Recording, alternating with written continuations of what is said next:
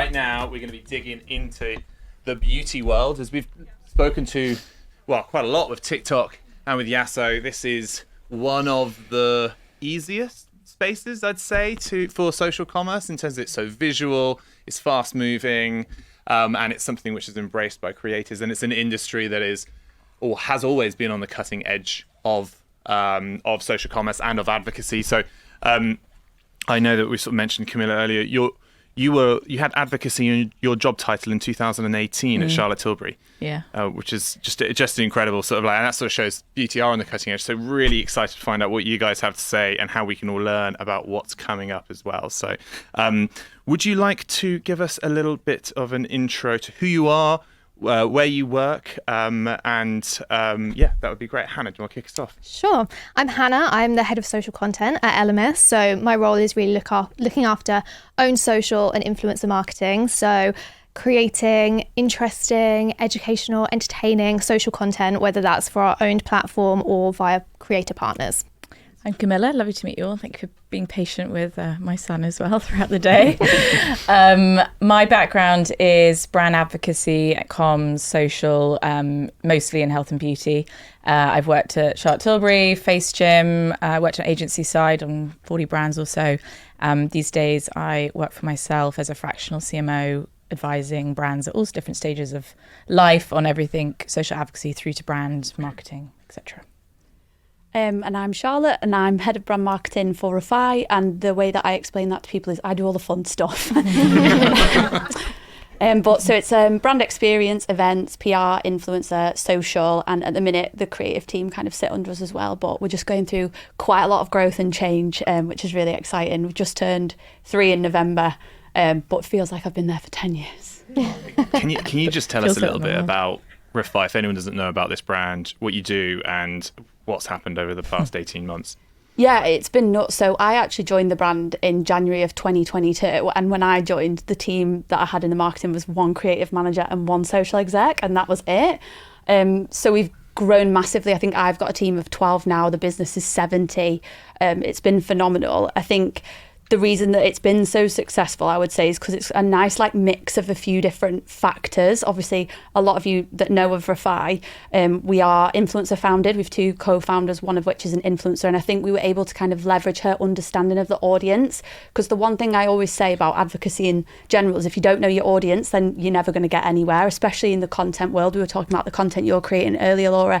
And you obviously know your audience really well, though, to be able to create content that resonates with them. So I think we had that platform to leverage off, but I think what's resonated really with the customer is the products themselves. So obviously we've got a lovely brand, aesthetically it's visually pleasing, but I think what they come back for is the product. What we say is we're not going to release anything that already exists in the market. We're always looking to fill a gap, and we always push for high performance.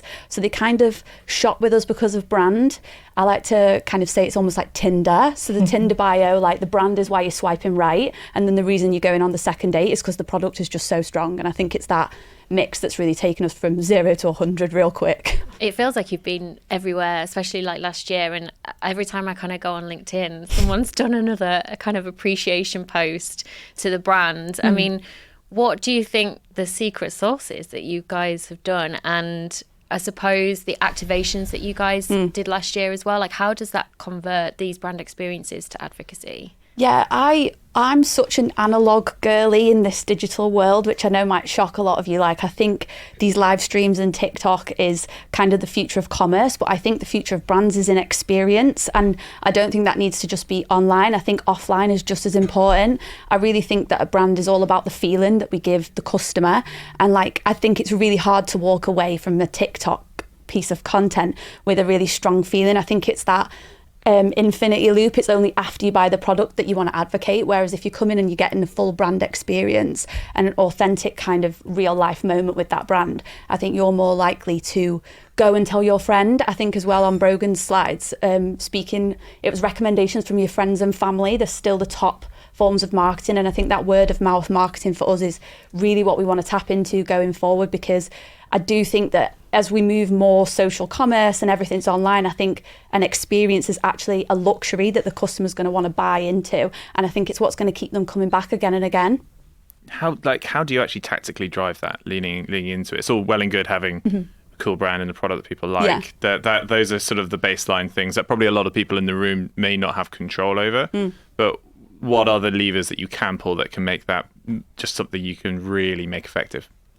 I mean, I think it's all well and good having a really lovely aesthetic brand, but that is very shallow, to be completely transparent. So I think you've got to add depth, and I think that you can do that without being able to have these massive experiences. When I say customer experience, it doesn't need to just be like a huge event.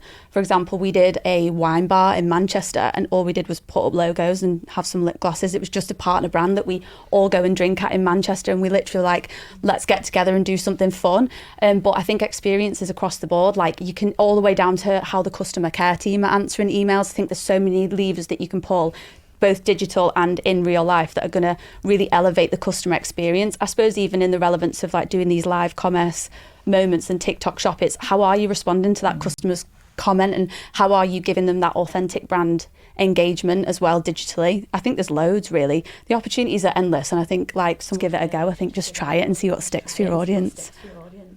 Camilla, I mean, you've got experience across a wide range of brands, and we've talked a lot about digital and social commerce from an online perspective. And Charlotte was referring to that experience, that offline piece. Like, how are you seeing brick and mortars working within the beauty space to drive advocacy?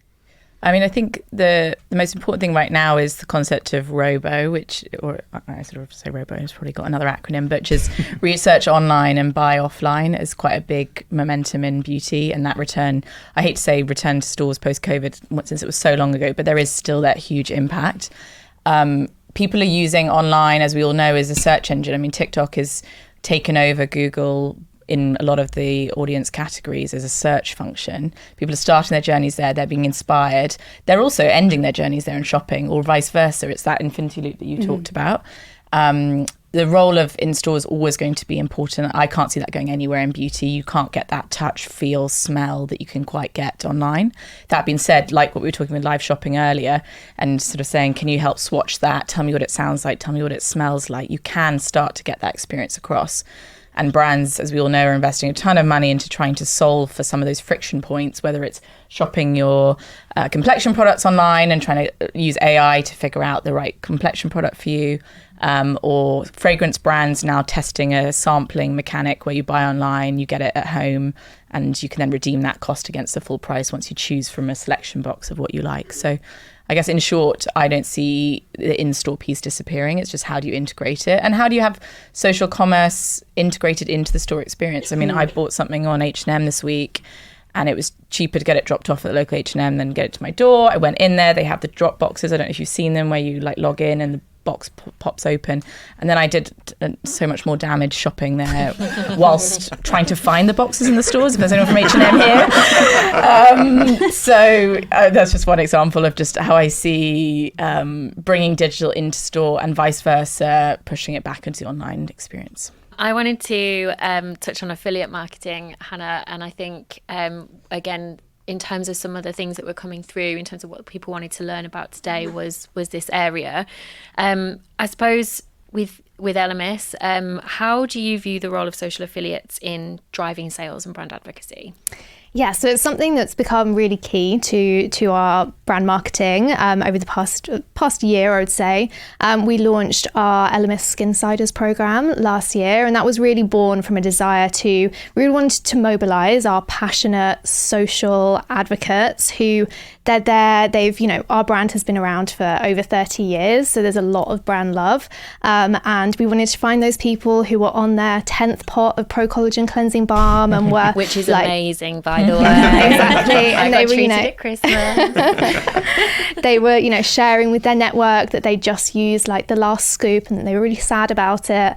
And so we wanted to find those people. Scoop, the best bit. The first scoop is the best bit. The last scoop is the worst. Yeah. So, so we wanted to find them, and then we wanted to really mobilize them into creating into a community that would be creating content for us in line with what they wanted to say about the brand.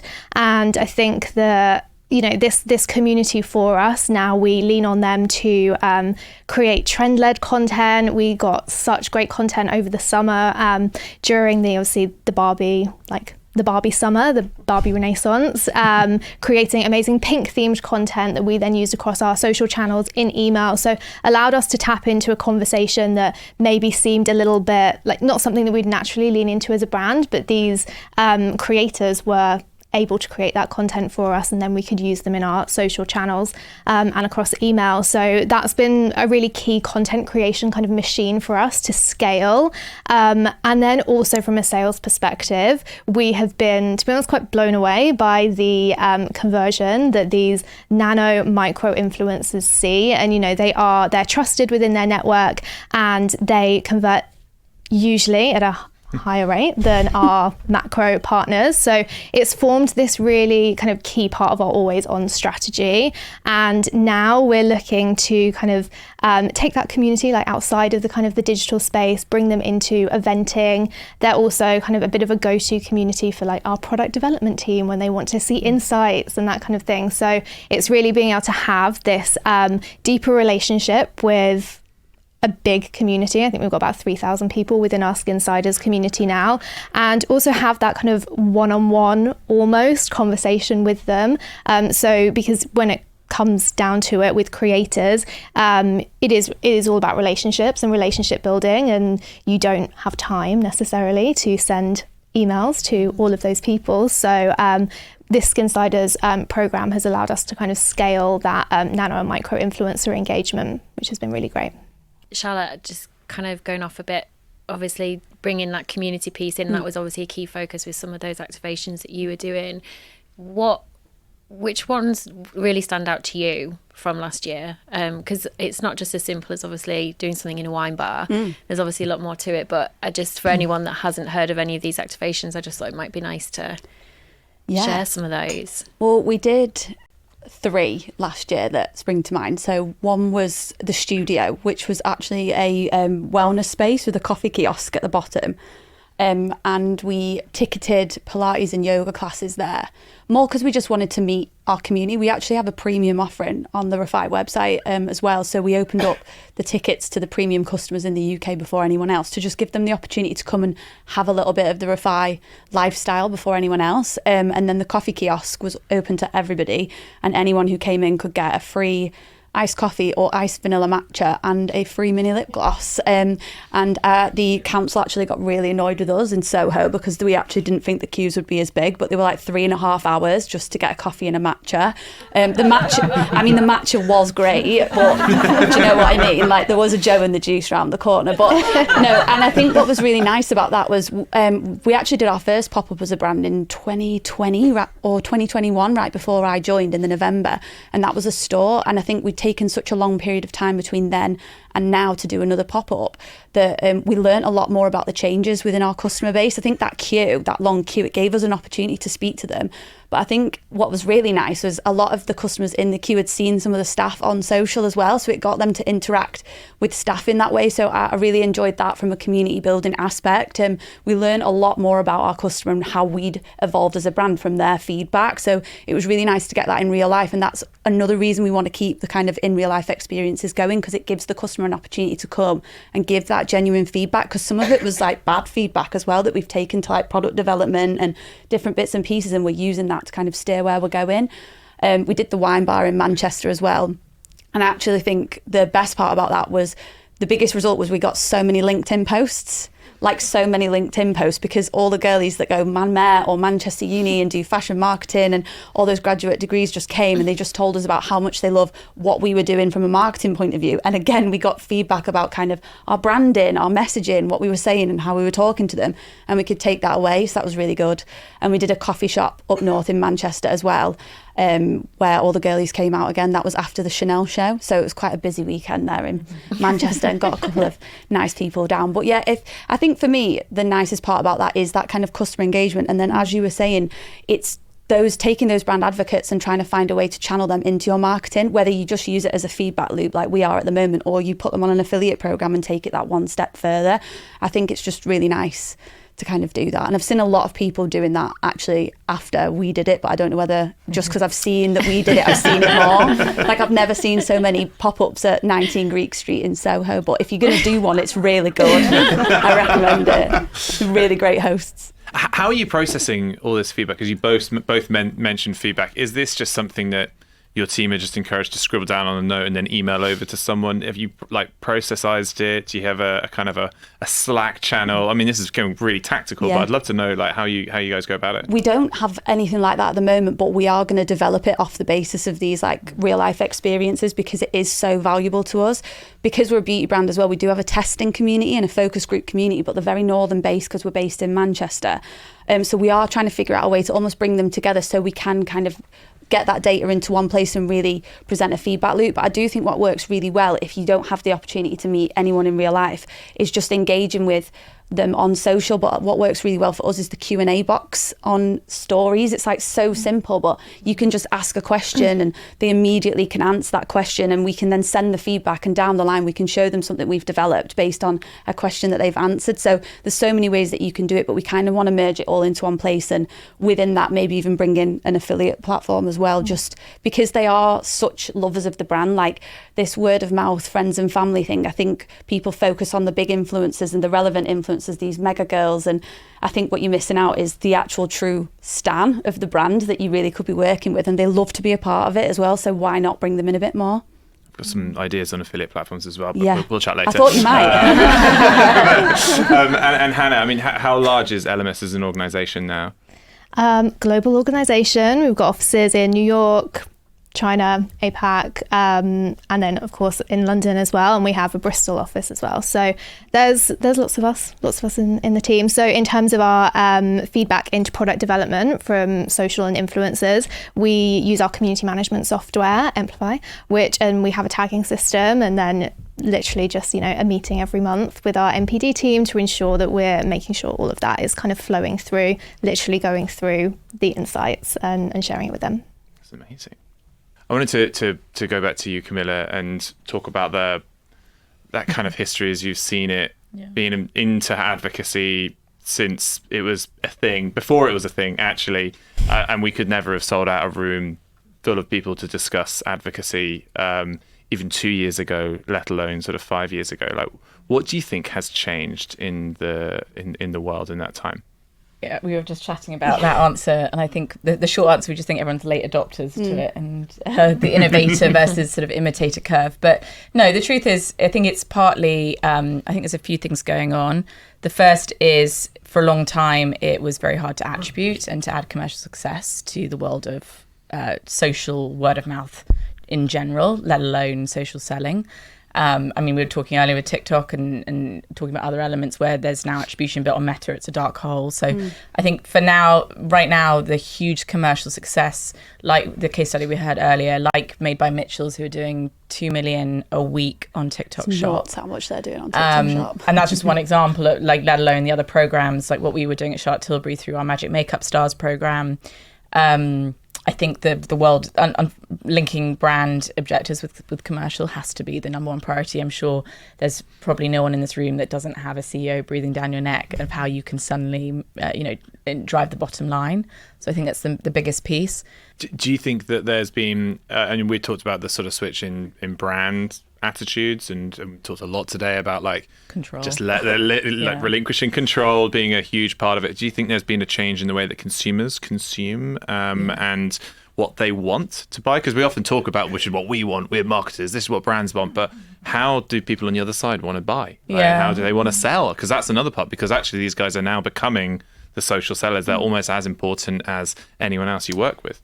I think trust is, for me, trust is the most key sort of theme that's going to come out of the next year, which is how do we go back to the OG way of word of mouth selling, which is you got your recommendations from people you trusted. They were your best friends, they were your colleagues. It was and now they're your best friends and influencers. But looking at that micro influencer space, the rise of experts, who always had that credibility, but some of them, I'm generalizing, but it's not everyone, take facialists. They were quite slow to become creators on social channels, yet the one people you should be talking to about what you're buying for your skin versus someone who's young and uneducated on even how the function of your skin works. So I think the rise of how you look at your credible community base, and then going back to how do you then create that community to be authentic and to have that trust piece.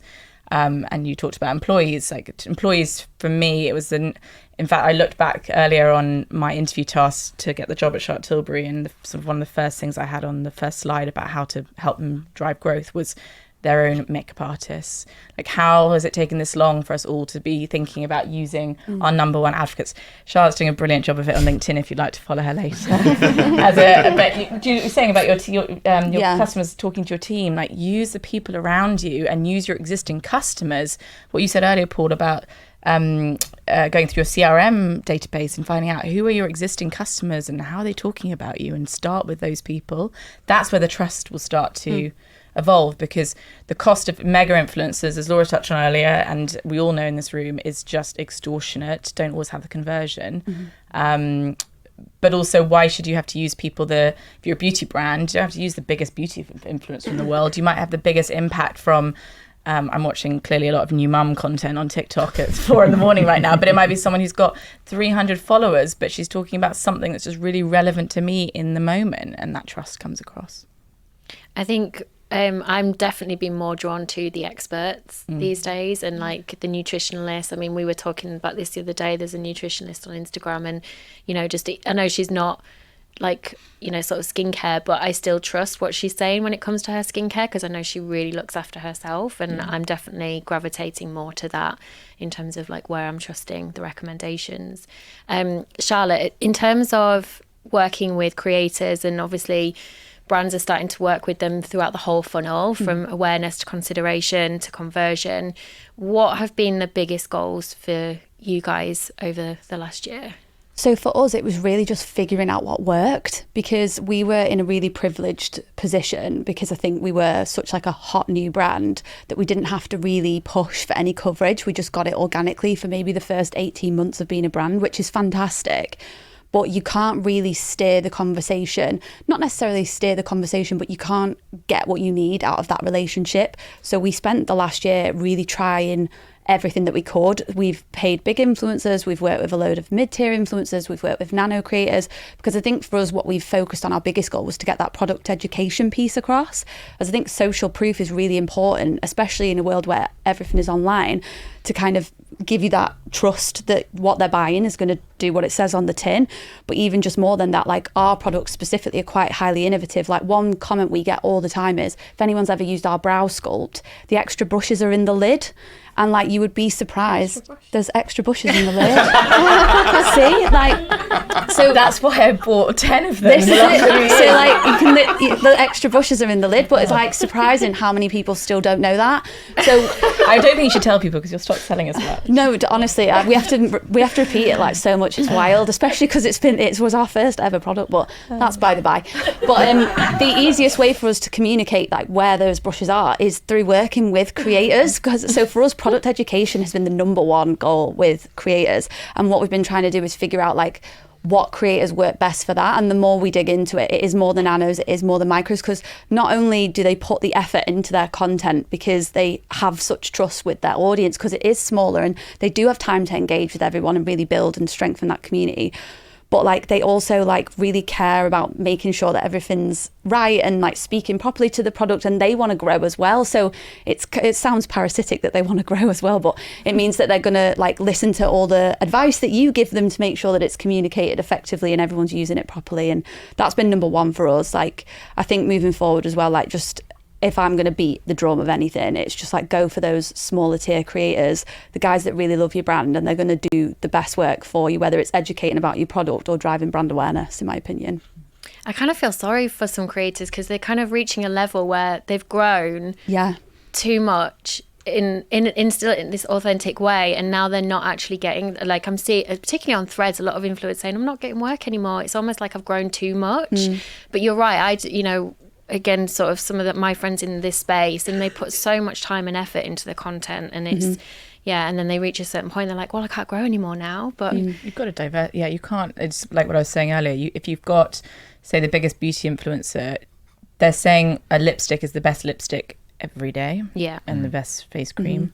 Now, not to say that, as you say, I think we've probably built up creators in a way that hasn't given them that longevity of that trust piece. But I mean, I think one of the biggest on the creator side trend in the next year will be the sort of bust of some of those large ones. And certainly the bust of some of those brands coming off it. Not yours, don't worry. Not yours, don't worry either. Nor Amy's, nor any other creators in this room. But there has been, if you don't do it authentically, you can't just, not everyone knows how to market a brand. Yeah. But that's what's going viral on TikTok, Yeah. Did everyone see the advent calendar, slashing? Yeah. All those videos on TikTok, and then you're like, God, don't do a video of mine. Do you know what I mean? But maybe that's going to be the next wave of just instead of positives, it's all going to be negative. Well, but this comes back to community. We were talking about Tube Girl earlier. Yeah. And I was like, what happened to Tube Girl? Paul's favourite influencer. Yeah, she's my favourite. I mean, she was my favourite for long, but where's she gone? But we were talking about how she made some incredible content that got people talking.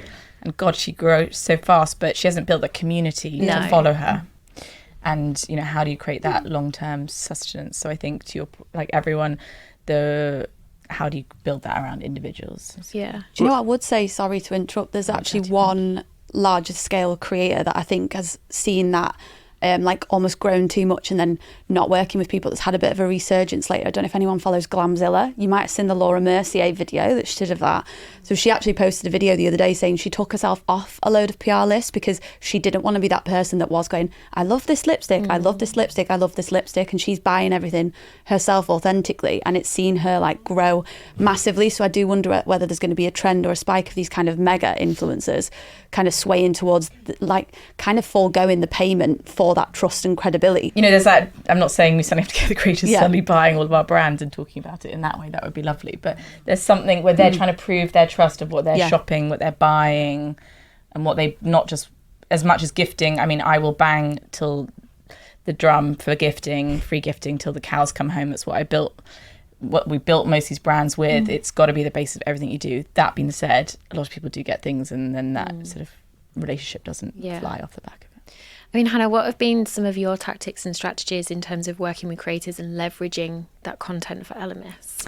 Yeah, I think for us, it's really been about nailing the briefing process. So being really clear with the creator about what our goals are with that particular collaboration. So for us, we kind of bucket it into is this a content collaboration? Is it for conversation, or is it for conversion? So making it really clear to the creator, it's a partnership, and we want to make sure that they are set up for success. And then really changing that kind of briefing process dependent on the goal. So with a content partnership, we would be much more prescriptive. Maybe we want content for a trend, or we're working with an expert and we really want their particular expertise and take on an ingredient or a facial massage move or something like that. So we'll include mood boards, maybe a storyboard, so be super, super prescriptive with that kind of output in mind. But then when we're looking for just kind of conversation, so we're looking for awareness and engagement, we can be much more open, and that's really where we want the creator to kind of come to us and wrap their tone of voice, their creative flair around our key message, and push it to their audience. And that's really where we're going to see, or where we do see the most success. So for instance, we had the launch of a limited edition of our Pro Collagen Cleansing Balm. We brought out a green fig version. It was stunning. And we worked with this SFX creator, Holly Murray, and we were telling her about the product, and she was like, I'm going to turn myself into a giant fig, and then I'm going to take it off with cleansing balm. And she did. And it got 1.8 million views across Instagram and TikTok because it was weird. It was wonderful. It fit seamlessly with her content while showing our product efficacy. So that kind of thing where we can give the creator that freedom to wrap our message in a way that's going to work really well for them. That's our ideal kind of scenario. But then if we do have a very specific creative execution kind of in mind with a creator, we make sure that we're personalizing that brief. So making sure we're pulling out 3 to 5 pieces of content that our product would have fit seamlessly in, that's already on their page. And if you can't find that content easily, then they're probably not the right fit for that particular campaign. And then when it comes to conversion briefs, where we really pushing sales. So this is always the, the collaborations that like our internal teams are most interested in. We have kind of really looked and deep dived into, what kind of creative execution really leads to that conversion. And we were sort of very clear answer there, and kind of have this success formula now of it's people demoing the product, usually in their bathroom, chatting to camera, which is really obvious. It's, really marrying up that like product efficacy. So you're seeing the product in use, but then also getting that really real review and that kind of advocacy and authenticity. So it feels like, a friend on FaceTime, and that's what leads to that kind of high conversion. And it's not always that we'll get high conversion off the back of that kind of creative, but all of our top conversions have been with that kind of creative, which is really interesting to see. And then, so, making sure we're just being super clear with the creator, what we want from them, and making sure that briefing process is really clear. It seems it's the two worlds where you've got the brand marketing piece and the PR world, and then you've got performance coming in with the affiliate world. They've kind of collided recently. And we see a lot of this with who runs LTK in an organization is the question that people have to ask, because no one knows where it sits. But actually what you're saying there is then that kind of divide when, okay, well, you're going to make some amazing content. It's going to be a bit weird, but it's going to get, and you also come ready-made with reach as well as the creation of it. But that's so different to what you're talking about performance, and they're very confused. Do you see this as a trend? Do you think that brand and performance teams should be all one? There should be a community team. Like who's doing this really well? Because it makes my brain hurt a little bit. It makes my brain hurt, and I do it for a living, trying to help brands figure it out. And the truth is, there isn't. My view is, my humble opinion, is that there's no one solution. It depends the life cycle of your brand, where you're at, the size of your teams, what you can invest in people going forward, etc. However, the best examples I've seen is where you've integrated that thinking. It doesn't mean you have to put all the performance marketing with all the brand marketing. That's just not going to work. But certainly when it comes to thinking about the world of social advocacy, the owned, earned, paid flywheel, there's got to be either a team that's all defined as to how that works together, or a really clear process to be able to be successful. Otherwise, you're all just going to be be busy fools, as many people could describe, and all be focusing on different things that aren't impactful, that don't collaborate together. And more importantly, as a customer, you're one person, and you're seeing the ads, you're seeing the brand's page, you're seeing the founder's page, you're seeing the creator. It's got to feel integrated into what you're working on. If one's running a campaign on one topic and one's running something on something else, as one example, you're just going to have real inauthenticity with your connection there. Amazing. Great response. Should we go to Mum's iPad for a few final questions? I feel like Yasso have been asking a lot of questions on here. There's a lot about China. I don't know if that's just a coincidence. Hannah, did any of the China talk ring true to what you are doing in the UK? I think that we have some very interesting things to explore this year in terms of the live shopping, live streaming. For us as a brand, we were born on QVC pretty much. That's still actually a huge part of our business. We see incredible sales and actually an incredibly well-engaged, well-educated community come through from our TV shopping arm. So for us, we would love to be able to translate that into a UK TikTok live, whatever that is, bringing that expertise and the expert voices. That's something that we're kind of looking into for this year. And Charlotte, do you see an online sales spike during your offline executions? And if so, to what scale? Do you know what? It really depends on whether we're selling product or not at the events. So when we did the studio, for example, we were selling product at the same time. So we didn't necessarily see it, I suppose, from London itself, but we did see a lot more traffic to the website when we did it.